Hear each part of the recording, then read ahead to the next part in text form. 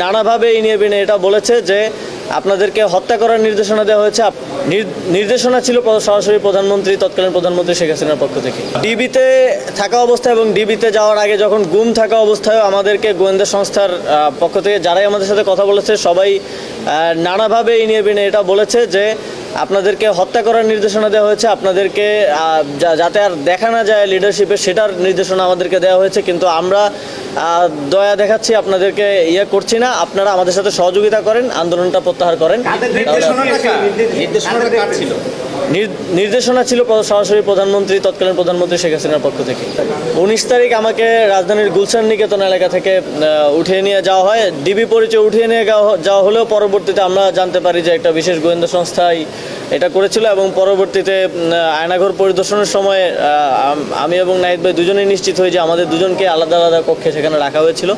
সেখানে আমাকে প্রথমত একটা ভিডিও বার্তা দেওয়ার জন্য চাপ প্রয়োগ করা হয় আন্দোলন প্রত্যাহার পূর্বক। সেটা দিতে সে সময় রাজি না হয় পরবর্তীতে আমাকে ইনজেকশন পুশ করে অজ্ঞান করে রাখা হয়। পরবর্তীতে যখন গণস্বাস্থ্য নগর হাসপাতালে আমি ব্লাড টেস্ট করি তখন ডাক্তাররা নিশ্চিত করেন যে প্যাথিডিন পুশ করা হয়েছিল এবং সে সময়টা অজ্ঞান করে রাখা হয়েছিল। পরবর্তীতে 24 তারিখ আমাকে সেখান থেকে ছেড়ে দেওয়া হয়। আপনারা জানেন তারপরে ঘটনা আমি গণস্বাস্থ্য নগর হাসপাতালে চিকিৎসা নিতে ভর্তি হয়েছি। 18 তারিখ থেকেই সেতু ভবন সহ বিভিন্ন স্থাপনায় আগুন লাগিয়ে সেই আগুন লাগানোর দায় আন্দোলনকারীদের উপর চাপিয়ে দেওয়ার চেষ্টা করা হয়েছে।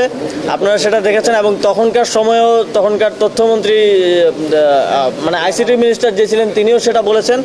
পরবর্তীতে বিভিন্ন মাধ্যমে আমরা নিশ্চিত হয়েছি এবং আন্দোলনের সময় আমরা এটা বুঝতে পেরেছি যে তারাই সরকারের পৃষ্ঠপোষকতায় এই স্থাপনাগুলোতে আগুন লাগানো হয় এবং তার দায় আন্দোলনকারীদের উপর চাপিয়ে দিয়ে সে সময় এক ধরনের ধরপাকড় এবং ব্লক রেড দিয়ে গ্রেফতারের কর্মসূচি চালানো হয়েছিল।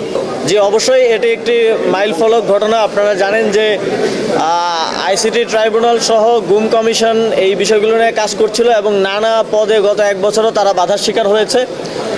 কিন্তু সরকারের পক্ষ থেকে আমাদের মাননীয় প্রধান উপদেষ্টা ডক্টর মোহাম্মদ ইউনূস স্যারের পক্ষ থেকে স্পষ্ট নির্দেশনা ছিল যে এই ঘটনাগুলোর সাথে ন্যাক্কারজনক ঘটনাগুলোর সাথে যারা জড়িত, আয়নাঘর গুম এবং গুমের পরে শত শত গুম হওয়া মানুষের ফিরে না আসার সাথে যারা জড়িত তাদেরকে অবশ্যই শাস্তির সম্মুখীন হতে হবে। সেটা গতকালকে একটা মাইলফলক পর্যায়ে গিয়ে পৌঁছেছে। তাদের বিরুদ্ধে গ্রেফতারি পরোয়ানা জারি করা হয়েছে। এটা আমি মনে করি এই সরকার সহ পুরো বিচার ব্যবস্থার একটা বিজয় হিসেবে আমি মনে করি এবং সামনের সময়ে আমি চাই এই যে গ্রেফতারি পরোয়ানা সহ যেই প্রসিজার এটা যথাযথভাবে চলমান থাকবে এবং কোনো স্থান থেকেই অপরাধীদেরকে বাঁচানোর জন্য কিংবা শেল্টার দেওয়ার জন্য কোনো ধরনের প্রচেষ্টা বা